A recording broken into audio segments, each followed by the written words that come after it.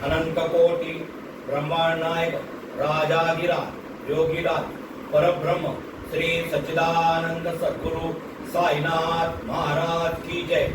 ओम नमो भगवते श्री साईनाथाय नमः। ओम श्री साईनाथाय नमः।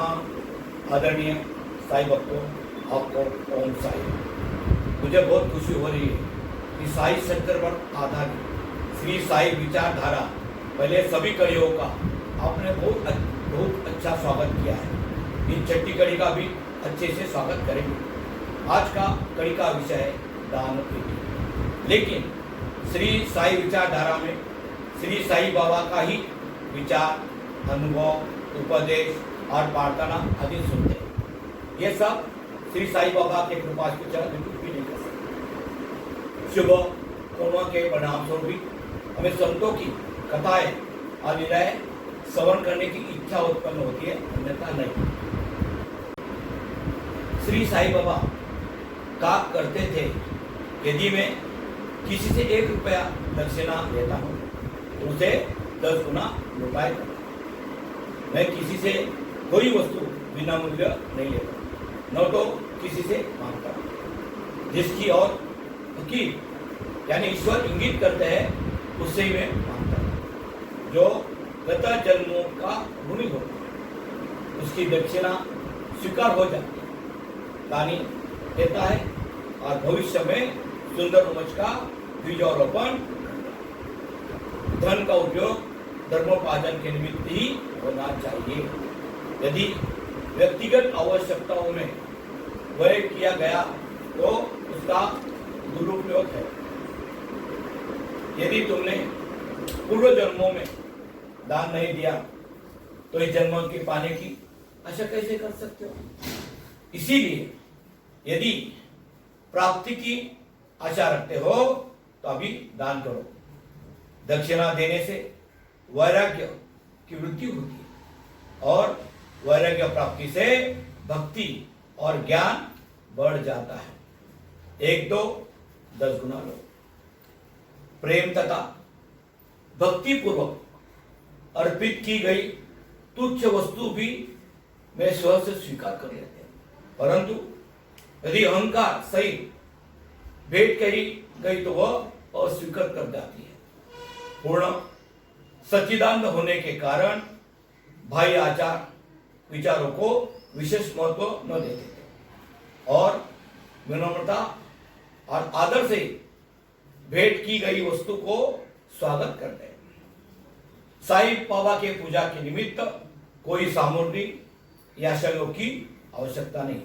साई बाबा पूजा के निमित्त कोई सामग्री या सहयोग की आवश्यकता नहीं। वे तो भक्ति में निवास करते हैं। बाबा भक्ति में निवास करते हैं। साई बाबा कहते हैं, जो मुझे भक्ति पूर्वक केवल एक पत्र, फूल, फल या जल अर्पण करता है तो मैं उस शुद्ध अंतर करने वालों भक्तों के द्वारा अर्पित की गई वस्तु को स्वतः स्वीकार कर लेता हूं। भक्त मुझ पर विश्वास कर लेता है, इसीलिए मैं स्वीकार कर लेता हूं। श्री साई का दर्शन कराना ही भक्तों के लिए वेद मंत्र समान था। बाबा का दर्शन कराना ही भक्तों के लिए वेद मंत्र समान था। भगवान को ऐसे द्रव्य की आवश्यकता ही का जो दानियों के इच्छा के विरुद्ध एकत्रित किया गया। वे तो सदैव प्रेम के भूखे। बाबा हमेशा प्रेम के भूखे। प्रेम तथा भक्ति पूर्वक दिए गए एक तांबे का सिक्का भी वो स्वीकार करे। तांबे का सिक्का का मतलब है आज के जमाने में 1 रुपया। पहले तांबे का महत्व नहीं था, चांदी का सिक्का रहता था। आज के हिसाब से 1 रुपया, वो कम पैसा देगा तो बाबा स्वीकार कर लेते थे। अधिक मूल्यवान वस्तु लाने वाले से बाबा अधिक क्रोधित हो जाते थे और अपशब्द कहने लगते थे। उन्होंने नाना साहेब चांदोकर से कहा कि मेरी संपत्ति केवल एक कपड़ी और टमरज है। लोग बिना कारण मूल्यवान वस्तु लाकर मुझे दुखित करते हैं। बाबा कहते थे, लोग बिना कारण मूल्यवान पदार्थ लाकर मुझे दुखित करते हैं। कामिनी और कांचन मार्ग में दो बाधाएं। आज बाबा जैसे कोई नहीं। आज हमारे संत महात्मा के पास कोई कीमती वस्तु देके गया तो खुश होते थे, उनको गले मिलाते, उनको स्पेशल हार पहनाते, लेकिन बाबा ऐसे नहीं थे। शास्त्रों में कहा है ईश्वर, राजा, संत या गुरु के दर्शन अपनी सामर्थ्य अनुसार बिना कुछ अर्पण किया कभी न करना चाहिए। उन्हें क्या भेंट दी जाए? अधिकतर मुद्रा या धन। उपनिषद में बताया गया है कि दक्ष प्रजापति ने देवता, मनुष्य और राक्षसों के सामने एक अक्षर यानी द का उच्चारण किया। कौन सा अक्षर? द का। देवता ने उसका अर्थ लगाया कि हमें दम यानी आत्मदन करना का अभ्यास करना चाहिए। मनुष्य ने समझा उन्हें दान का अभ्यास करना चाहिए, तथा राक्षसों ने सोचा हमें दया का अभ्यास करना चाहिए। मनुष्य को दान की सलाह दी गई। तैत्तिरीय उपनिषद में दान व अन्य वस्तु सत्व गुणों का अभ्यास में लाने की बात कही गई। दान के सबब में लिखा है विश्वास पूर्वक दान करो, उसके बिना दान व्यर्थ है। विश्वास पूर्वक दान करो, उसके बिना दान व्यर्थ है। उदार हृदय तथा विनम्र बनकर आदर सहानुभूति पूर्वक दान करो। जो कुछ मैं स्वीकार करता हूं मुझे 100 गुना अधिक वापस करना पड़ता है। जो कुछ मैं स्वीकार करता हूं मुझे उसे 100 गुना से अधिक वापस करना पड़ता है। दान पेटी। आज हमारा कड़ी का विषय दान पेटी है, उसके बारे में हम लोग चर्चा करेंगे। आज हम दान पेटी में डाले हुए दान के बारे में चर्चा करेंगे। आप जानते हैं हम सब श्रद्धालु भारत के सभी धार्मिक स्थलों का दर्शन करने के लिए जाते हैं। आज बहुत ब्रह्म के वहां के मंदिर में दान पेटी में अपने इच्छा से दान करते हैं या वह ऑफिस में जाकर रसीद कटवाते हैं। लेकिन आप जानते हैं कि भारत में सभी बड़े बड़े मंदिरों में करोड़ों रुपए का दान आने से उनके फिक्स डिपॉजिट में हजारों करोड़ रुपए रहते हैं। एक बार मैंने अखबार में पढ़ा था कि दक्षिण भारत के देवस्थान की वार्षिक फिक्स डिपॉजिट का ब्याज 920 करोड़ आता है।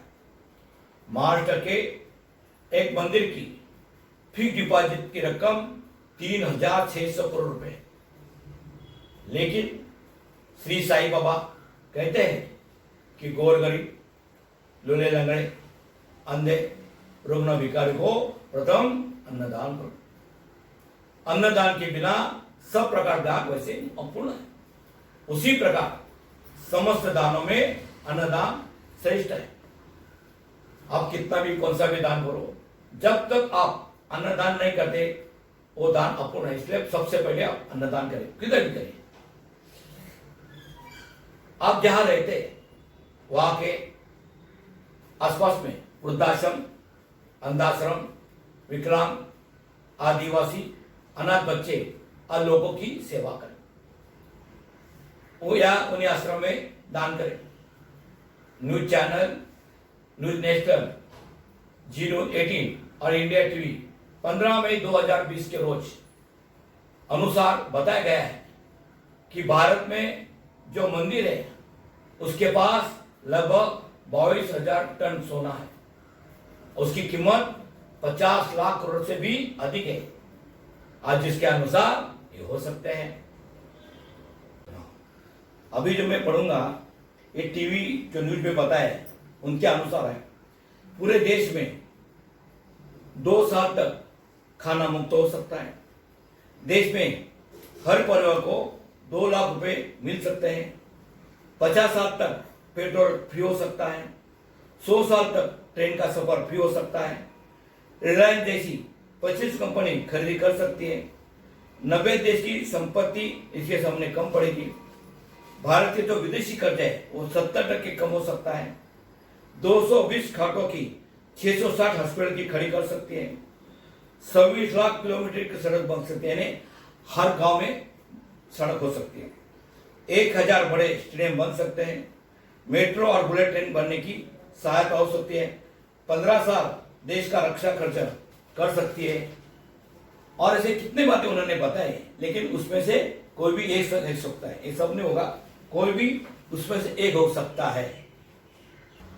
इसमें हीरे, जवाहरात, चांदी और करोड़ रुपए का हिसाब नहीं है, सिर्फ सोने का हिसाब है, ऐसे न्यूज चैनल बताते हैं।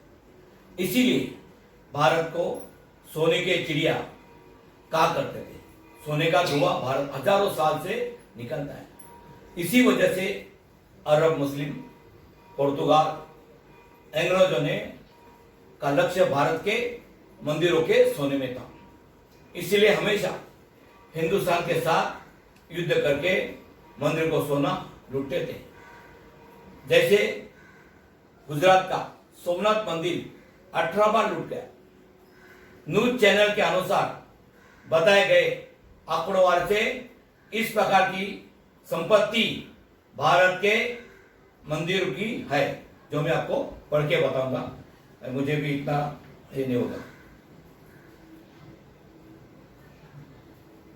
एक पद्मावती मंदिर केरल, 1300 टन सोना, 1 लाख करोड़ की संपत्ति। तिरुपति बालाजी 9259 किलो सोना, 14,000 करोड़ की एफडी, 4,200 एकड़ जमीन, 920 करोड़ की एफडी, रोजाना 4 करोड़ का ब्याज। 3 शिरडी का साई मंदिर, 453 किलो का सोना, 5 करोड़ के हीरे जवाहरात, 5,000 किलो चांदी, 3,600 करोड़ के एफडी, अंदाजन रोजाना 2 करोड़। जगन्नाथ मंदिर पूरी ओडिशा, 150 किलो सोना, बाकी उन्होंने दिया नहीं था। काशी विश्वनाथ मंदिर बनारस, 71 कोटी, 8 कोटी की जमीन, 50 करोड़ की एफडी, 11 कोटी का अन्य और 1.5 करोड़ का सोना। हर साल 11 कोटी उसमें आते हैं, जिसमें 6 कोटी का दान पेटी में से, 4 कोटी ब्याज से, 1 कोटी अन्य से। वैष्णो देवी कटरा, 1200 किलो सोना, हर साल 500 से 600 कोटी का दान पेटी में से आते हैं। सिद्धि विनायक मंदिर मुंबई, 160 किलो सोना, 3 से 6 करोड़ की संपत्ति, 225 करोड़ की एफडी, सालाना 70 कोटी का दान पेटी में आता है, जिसमें 25 करोड़ दान पेटी में से, 15 कोटी रसीद से, 8 कोटी अन्य से, 20 कोटी के ब्याज। सोमनाथ मंदिर गुजरात, 35 किलो सोना, हाल ही में एक भक्तों ने 3 साल में 100 किलो सोना देके पूरा मंदिर सोने का बना दिया है। लक्ष्मी नारायण मंदिर वेल्लोर तमिलनाडु, 15,000 किलो सोने का मंदिर। वक्फ बोर्ड के पास 1,20,000 करोड़ की जमीन है। वक्फ बोर्ड यानी मुस्लिम लोग का, चर्च में क्रिश्चियनों का, वो कभी सोना चांदी नहीं डालते, वो सिर्फ पैसा डालते। और मुस्लिम में 2.5 जो कमाते उसमें 2.5% भगवान के, अल्लाह के देते हैं। उसके हिसाब से वक्फ बोर्ड के पास 1,20,000 करोड़ की जमीन है, और चर्च के पास भी 10,000 जमीन है। ये सुनकर अभी चौंक गए होंगे। इसीलिए दान देने से पहले जरूरतमंदों को दान देंगे तो भगवान के पास पहुंचता है, नहीं तो फिर डिपॉजिट भी जाता है। आज कोरोना से सारे जग में हाहाकार मचा है। पूरी दुनिया में 70 लाख से ज्यादा मरीज है और 4 लाख से अधिक लोगों की मृत्यु हो गई। भारत में भी 3 लाख से अधिक कोरोना ग्रस्त चपेट में आ गए और 8,000 से अधिक लोगों की मृत्यु हो गई। लॉकडाउन के वजह से मजदूर, छोटे दुकानदार, रिक्शा वाले, फेरी वाले, किसान भाई और कई लोगों को भारी नुकसान हो रहा है। खाने के लिए और घर किराया भरने के लिए उनके पास पैसे नहीं। बहुत सारे गरीब काम न होने से कारण भूखे पेट सो जाते हैं। इसीलिए आप देखते हैं कोई पैदल जा रहा है, कोई ट्रेन से, जो मिले वाहन से हो अपने घर इसलिए जाते हैं कि घर जाके आधा रोटी तो मिले। कितने भक्त मंदिर, आश्रम, मस्जिद या चर्च में चढ़ावा देते हैं, लेकिन आज इनमें से कोई भी गरीबों की मदद के लिए अपना भंडार खोला। दुनिया के किसी भी मंदिर, मस्जिद, चर्च ने अपने राज्य के गरीबों की मदद की नहीं। टीवी समाचार में इनका कभी भी समाचार आया नहीं। इसलिए दान देने से जरूरतमंदों को दान करो। आज मंदिर, मस्जिद, चर्च भी जाते हैं, इसमें छोटे गिरजा घरों में आप जैसे दान देते वैसे जरूर दान करो। लेकिन जिस गिरजा घर में यानी मंदिर में रोज हजारों भक्तों की भीड़ होती है और वह लाखों करोड़ का दान आता है, उस गिरजाघर में यानी मंदिर में अपने दान देने वाले से दान में से 50% कम दाम कम खर्च और बचा हुआ दान अपने बच्चों की बैग या जो पत्ते का डब्बा हो या प्लास्टिक का डब्बा हो, वैसे आप बच्चों के लिए पैसा डालने के लिए लेते हैं। पहले के जमाने हमारे समय हमारे माँ बाप रखते थे, जो कोई पैसा देगा तो उसमें डालते थे। अभी आजकल तो मुझे मालूम नहीं है, उसमें डाले बच्चा वान उसमें डाल दिए। साल भर में जमा हो पैसा, अपने शादी का सालगिरह हो या बच्चों का जन्मदिन हो, आपके नजदीक कोई भी विकलांग, वृद्धाश्रम, अनाथ आश्रम या अंधाश्रम में जाकर उन्हें 100 रुपये या रुपये का आना या अन्नदान देकर तो भगवान की कृपा प्राप्त करें। भगवान हमेशा गरीबों में दिखते हैं, भगवान हमेशा गरीबों में दिखते हैं। श्री साईं बाबा ने कहा, और गौर गरीबी की सेवा करोगे तो मुझे प्राप्त करोगे। श्री साईं बाबा ने कहा, गौर गरीबी की सेवा करेंगे तो मुझे प्राप्त करोगे। इसीलिए आगे से अपना दान या चढ़ावा सब गिरजाघर में न डालकर, मंदिर में नहीं डालकर, अपने आधा चढ़ावा अपनी मनी बैग इसमें डाले, यानी साल में जो जमा हुआ चढ़ावा है आपका, कोई भी अंधाश्रम, वृद्धाश्रम, विकलांग के आश्रम में देकर दे सके। ऐसे आपके करेंगे तो साईं बाबा की कृपा आशीर्वाद आपको जरूर जरूर प्राप्त होगा। ऐसा आप करेंगे तो बाबा की कृपा आशीर्वाद आपको जरूर जरूर प्राप्त होगा। प्रार्थना करने से पहले मैं वीडियो सुन करके आपको निवेदन करता हूँ कि साईं विचारधारा का प्रचार अपने पहचान वाले साईं भक्त परिवार, मित्र परिवार, अपने परिवार को सदस्यों को जरूर भेजें। और साईं विचारधारा हर 15 दिनों में यानी एक गुरुवार छोड़कर प्रकाशित हो जाती है। और सिर्फ एक बार नहीं सुनो, बार बार सुनो, उसमें सब साईं बाबा के विचार अनुभव है। आप जरूर उसमें ध्यान में देने और आचरण करने की कोशिश करें तो आपको जीवन सफल और सार्थक होगा। अभी हम लोग सभी लोग एक साथ प्रार्थना करेंगे। हे प्रभु, साईं हमारी प्रवृत्ति अंतर्मुखी बना दो, सत्य और असत्य का विवेक तथा सांसारिक पदार्थों से आसक्ति दूर करो। हमें आत्मानुभूति प्रदान करो। अपनी काया और प्राण आपके श्री चरणों में अर्पित करते हैं। हे प्रभु साईं, मेरे नेत्र को तुम अपने नेत्र बनाओ ताकि हमें सुख और दुख का अनुभव ना हो। हे साईं, मेरे शरीर मन को भी तुम अपनी इच्छा अनुकूल चलने दो। मेरे मन को अपने चरणों में शीतल छाया में विश्राम करो। आपको ये वीडियो कैसे लगा है जरूर कमेंट करें, सब्सक्राइब करें और घंटी बजाना ना भूलें। अगली कड़ी हमारी गुरुवार 25 जून को आएगी। धन्यवाद। ओम श्री साई नाथाय नमः।